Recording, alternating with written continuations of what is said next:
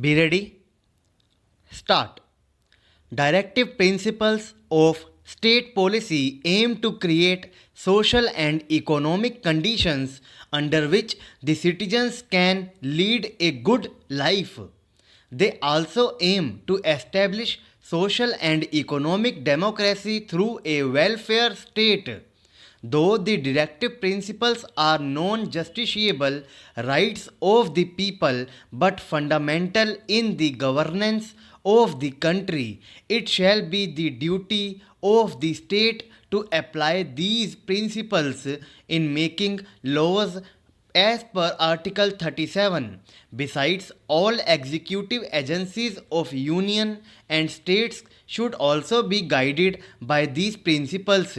Even the judiciary has to keep them in mind in deciding cases. As per Article 37, state and union governments as duty shall make further detailed policies and laws for implementation considering DPSP as fundamental policy. In contrary to Article 37, many policies have been implemented by state and union governments which go against the DPSP, such as using intoxicating drinks as source of major tax revenue instead of implementing prohibition for better health of people, separation of judiciary from executive, uniform civil code for the citizen, etc. When the union government feels that a DPSP is no longer useful to the nation, it shall be deleted from constitution by bringing a constitutional amendment to remove ambiguity in policy making direction.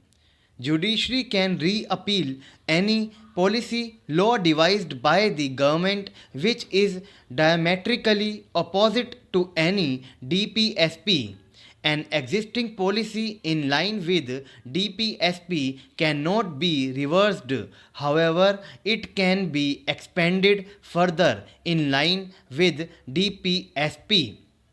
The directive principles ensure that the state shall strive to promote the welfare of the people by securing a social order in which social, economic, and political justice is animated, informed in all institutions of life as per Article 38 within bracket 1.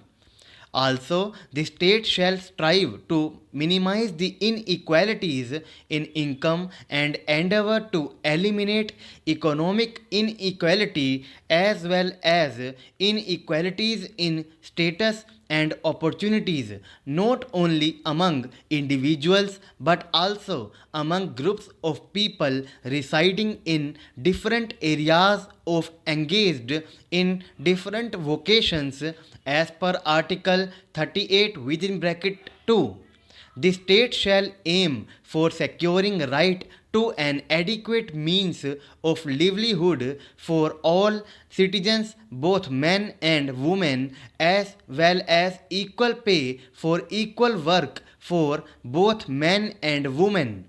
The state should work to prevent concentration of wealth and means of production in a few hands and try to ensure that ownership and control of the material resources is distributed to best serve the common good.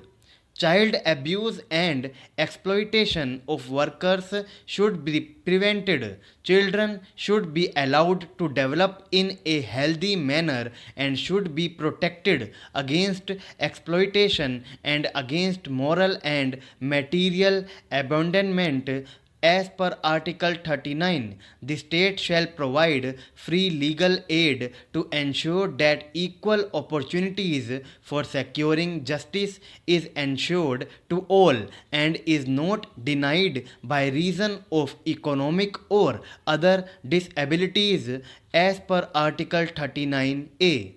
The state shall also work for organization of village panchayats and help enable them to function as units of self-government as per Article 40.